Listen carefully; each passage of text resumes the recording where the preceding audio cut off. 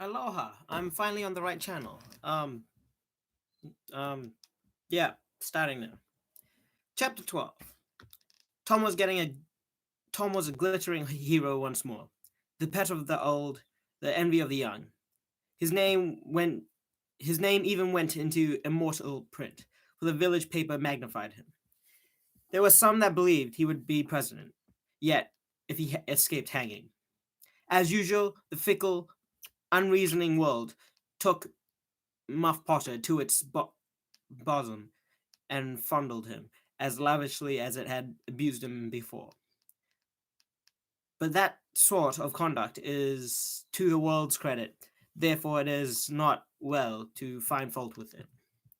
Tom's days were days of splendor to him, but his nights were seasons of horror. Injun Joe infested all his dreams, and always with doom in his eye. Hardly any temptation could persuade the boy to stir abroad after nightfall.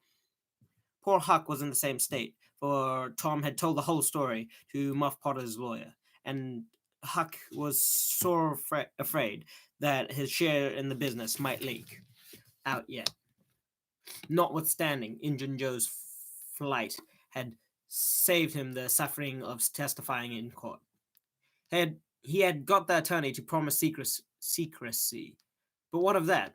Since Tom's harassed conscience had managed to drive him to the lawyer's house and wring a dead tale from lips that had been sealed with the dismallest of oaths. Huck's confidence in the human race was well nigh obliterated. Rewards had been offered, the country had been scored, but no Injun Joe was found.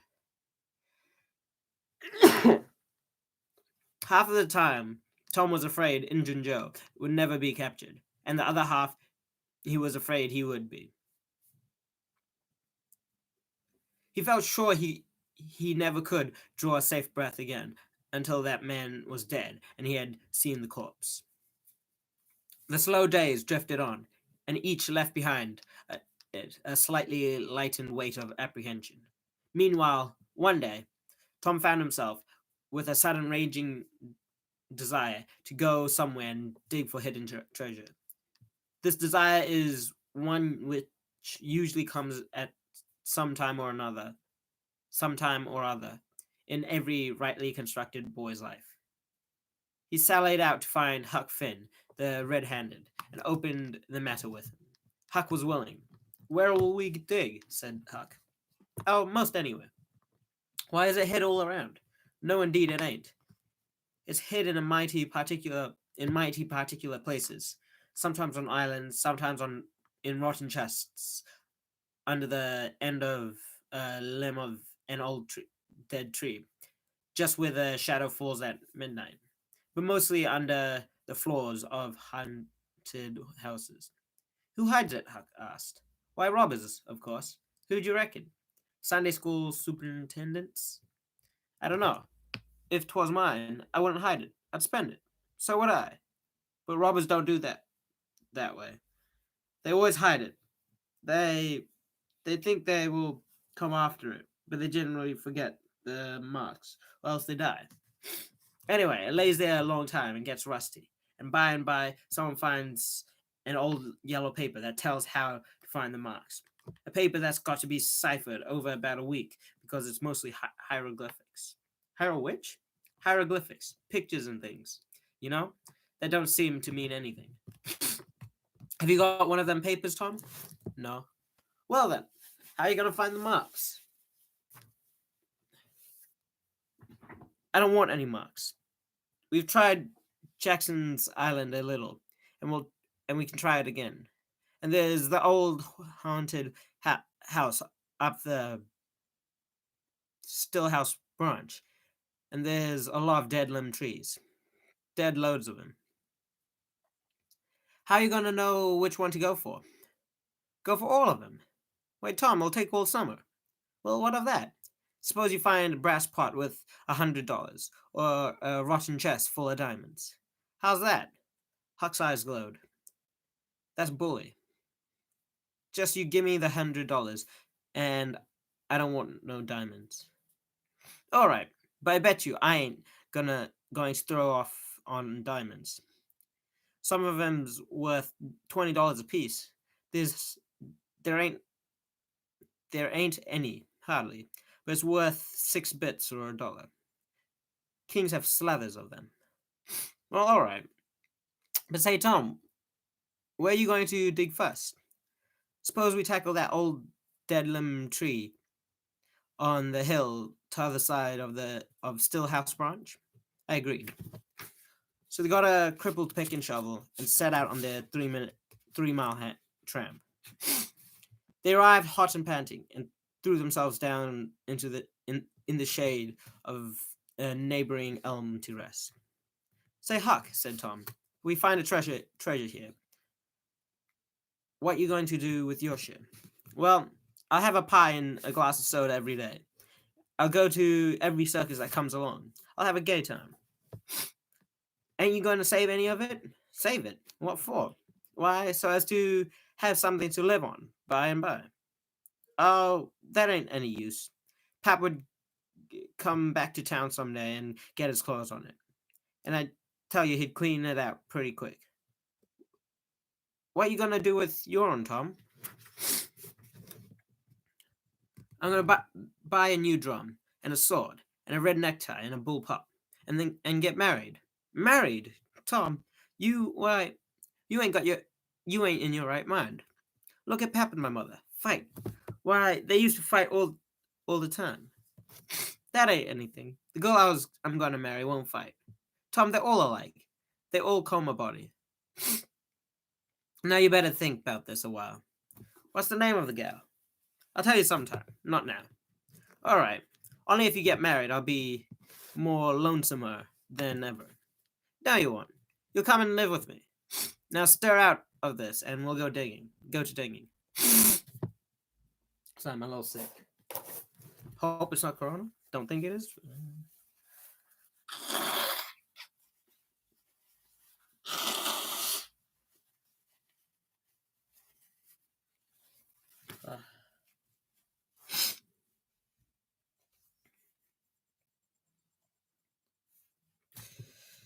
Now stir out of this, and we'll go digging.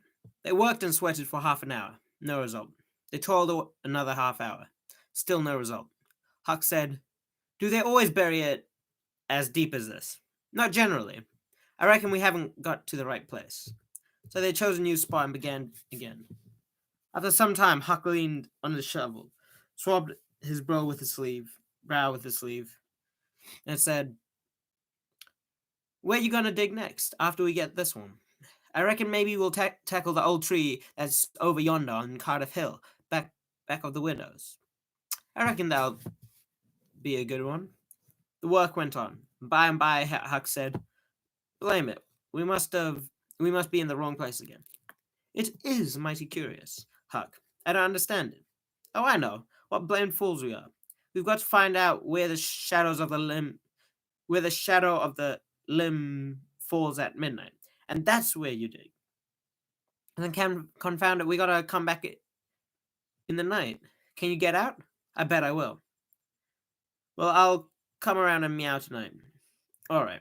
That night, about the appointed time, they sat in the shadow waiting. Spirits whispered in the rustling leaves. Ghosts lurked in the murky nooks. And the deep baying of a hound floated up out of the distance. The boys talked little. By and by, they judged that 12 had come. They marked where the shadows fell and began to dig. Their hopes commenced to rise, and the interest grew stronger. The hole deepened, but every time their hearts jumped to hear the pick strike something, they suffered a new disappointment. At last, Tom said, it ain't any use, Huck. We're wrong again. We can't be wrong. We spotted the shadow to a dot. I know it, but we only guessed it at the time. Like enough it was too late or too early. Huck dropped his shovel. That's the very trouble, he said.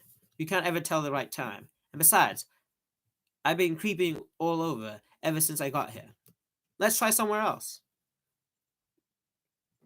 Tom considered a while and then said, "The haunted house. That's it. Blame it, I don't like haunted houses. Those ghosts come sliding around in a shroud, and when you ain't noticing, and peep over your shoulder and grit the teeth. I couldn't stand such a thing, Tom." "Yes, but, Huck, ghosts don't travel around except at night. They won't hinder us from digging there in the daytime." "Well, that's so. But you know mighty well people don't go about that haunted house in the day nor the night." "Well, nothing's ever been seen in that house except in the night. Just blue lights slipping by the windows. No regular ghosts." "Well, where you see one of those blue lights flickering around, Tom, you can bet there's a ghost mighty close behind it. You know that they don't anybody but ghosts use them. Use them." "Yes, that's so. But anyway, they don't come around in the daytime. So what's the use of our being afeared?" "Well, all right. We'll tackle the haunted house if you say so. But I reckon it's taking chances. Let's hide the tools in the bushes." They had started down the hill by this time. There in the middle of the moonlit valley below them stood the haunted house, utterly isolated, its fences gone up long ago. Rank weeds smothering the doorsteps. A corner of the roof caved in. The boys gazed a while, half expecting to see a blue light flit past a window. Then they struck far off to the right, to give the haunted house a wide berth, and took their way homeward through the woods that adorned the rearward side of Cardiff Hill. About noon the next day, the boys arrived at the dead tree. They had come for their tools.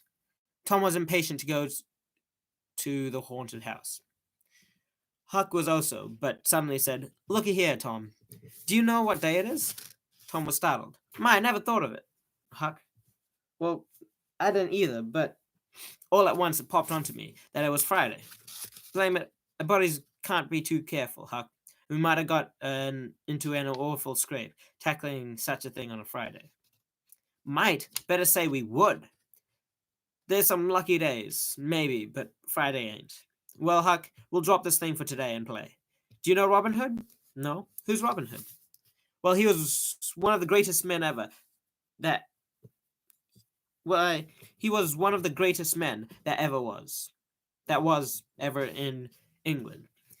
He was a robber. He robbed sheriffs and rich people and such like. But he never bothered the poor. He always divided up with them." "Well, he must have been a brick." "I bet you he was, Huck. He could lick any man in England, and he could take his U-boat and plug in a 10-cent piece at a mile and a half. We'll play Robin Hood. It's nobby fun. I'll learn you." I'm agreed. So they played Robin Hood all night afternoon, now and then casting an eye down upon the haunted house and passing a remark about the morrow's prospects there. As the sun began to sink into the west, they took their way homeward. On Saturday, shortly after noon, they were back. They dug a little in their last hole at the dead tree, not with great hope, but merely because Tom said there were so many cases where people had given up on treasure after getting down within 6 inches of it. And then somebody else said had turned it up with a single thrust of a shovel.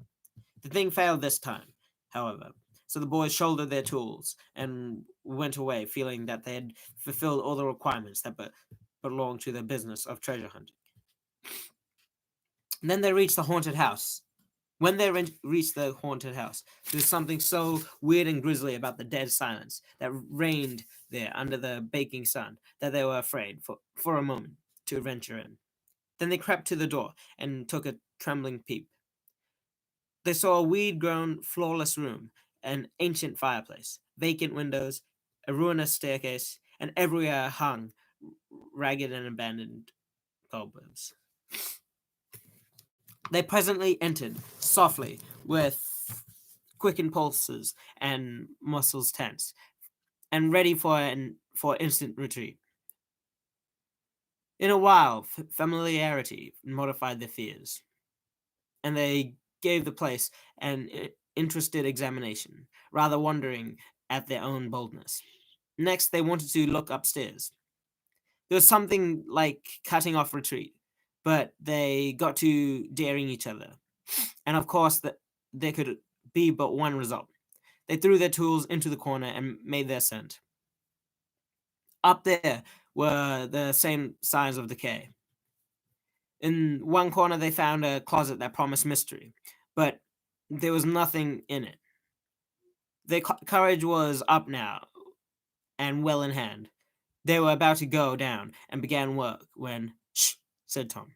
"What is it?" whispered Huck, blanching with fright. "Shh, there. Hear it?" "Yes. Oh my, let's run. Keep still. They're coming right towards the door." The boys stretched themselves upon the floors, with their eyes to their knotholes, and lay waiting, in a misery of fear. "They've stopped." "No, coming. Here they are. Don't whisper another word, Huck. My, I wish I was out of this." Two men entered.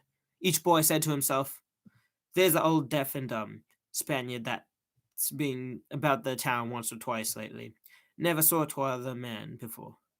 T'other was a ragged, unkempt creature, with nothing very pleasant in his face. The Spaniard was wrapped in a serape. He had bushy white whiskers, long white hair flowed from under his sombrero. He wore green goggles. And when they came in, T'other was talking in a low voice. They sat on the ground, with their backs to the wall, and the speaker's words became more distinct. "No," said he, "I don't like it. It's dangerous." "Dangerous!" grunted the deaf and dumb Spaniard, to the vast surprise of the boys. "Milksop." The voice made the boys gasp and quake. It was Injun Joe's. After a silence, Joe said, "What's any more dangerous than that job up yonder? But nothing's come of it. That's indifferent. Not another house about it." "Well, what's more dangerous than coming here in the daytime? Anyone would be suspicious that they saw us." "I know that, but there ain't any other place as handy. I want to quit the shanty. I wanted to yesterday. Only it won't any use trying to stir out of here with those infernal boys playing over there on the hill right in full view." Those infernal boys quaked again, and thought how lucky it was that they had remembered it was Friday and concluded to wait a day. They wished in their hearts they had waited a year. The two men got out some food and made a luncheon. After a long and thoughtful silence, Injun Joe said, "Look here, lad. You go up the river where you belong. Wait there till you hear from me. I'll take the chances on dropping into this town just once more. We'll do it. We'll do that dangerous job after I've spied around a little and think things look right for it. Then for Texas, we'll leg it together." This was satisfactory. Both men presently fell off to yawning, and Injun Joe said, "I'm dead for sleep. It's your turn to watch." He curled down in the weeds and soon began to snore. His comrade became quiet and presently began to nod. His head dropped lower, and now both men were snoring. The boys drew a long breath. Tom whispered, "Now's a chance. Come."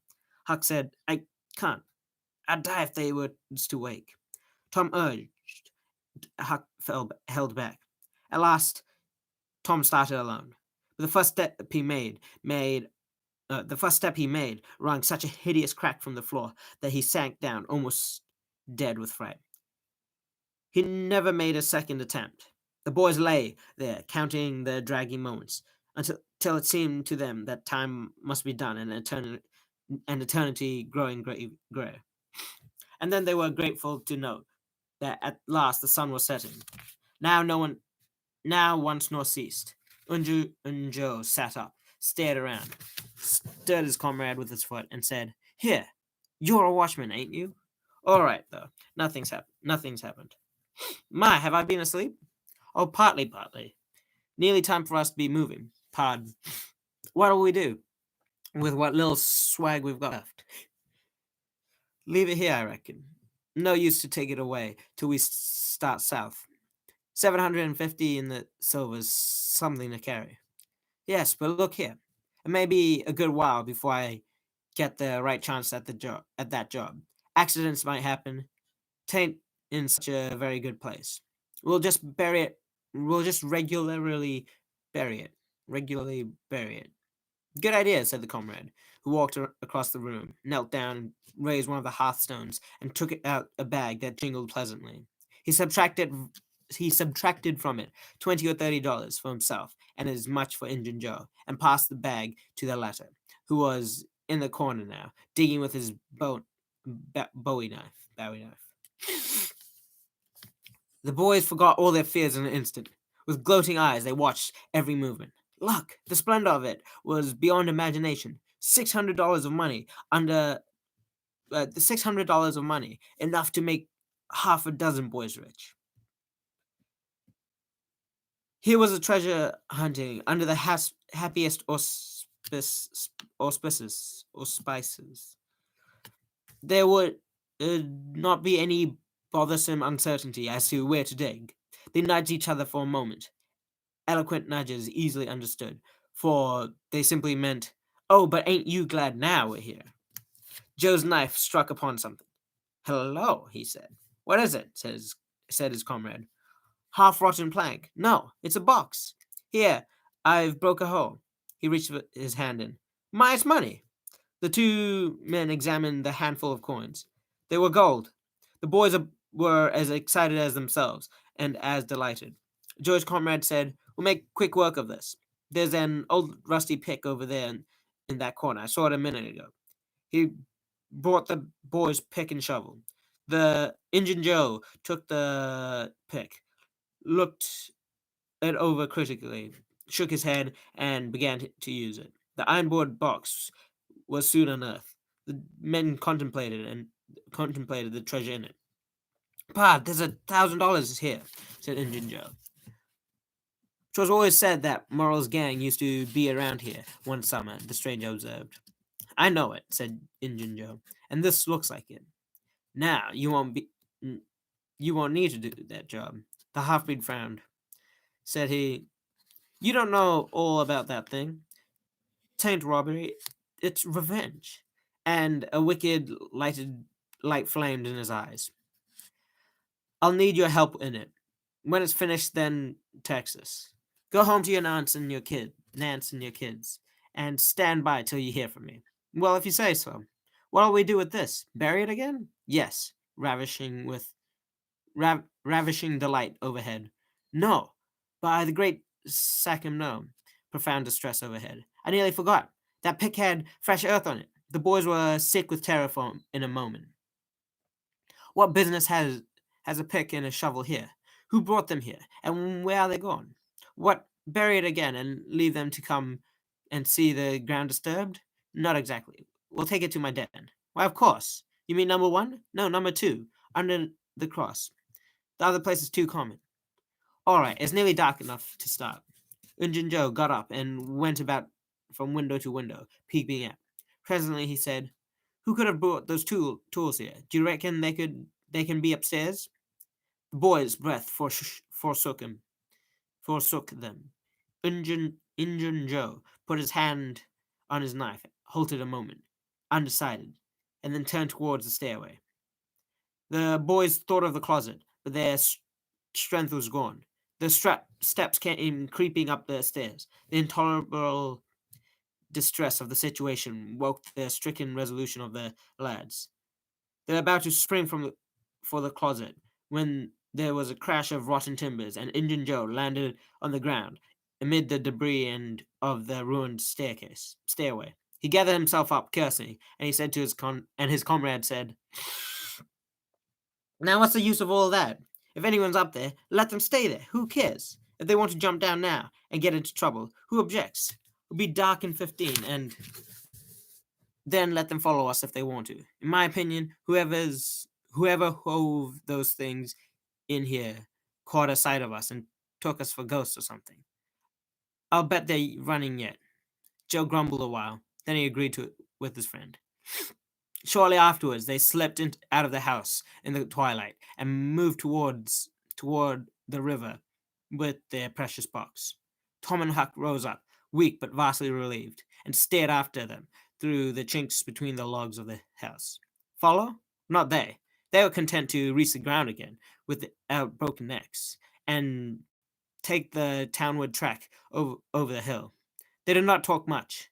They were too much absorbed in hating themselves, hating the ill luck that made them take the spade and the pick there. But for that, Injun Joe would never have suspected.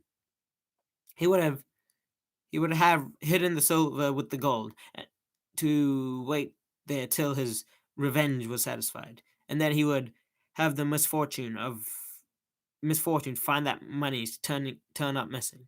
They had resolved to keep a lookout for that Spaniard when he should come to town, spying out for chances to do his revengeful job, and follow him to number 2, wherever that might be.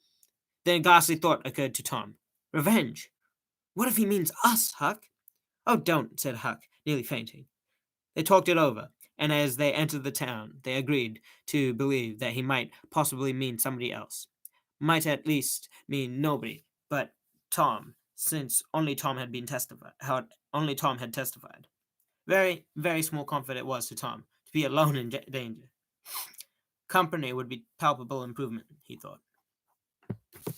And that's the end of the chapter. Thank you, kind stranger, for tuning in. I've lost my bookmark once again. Ah, oh, God.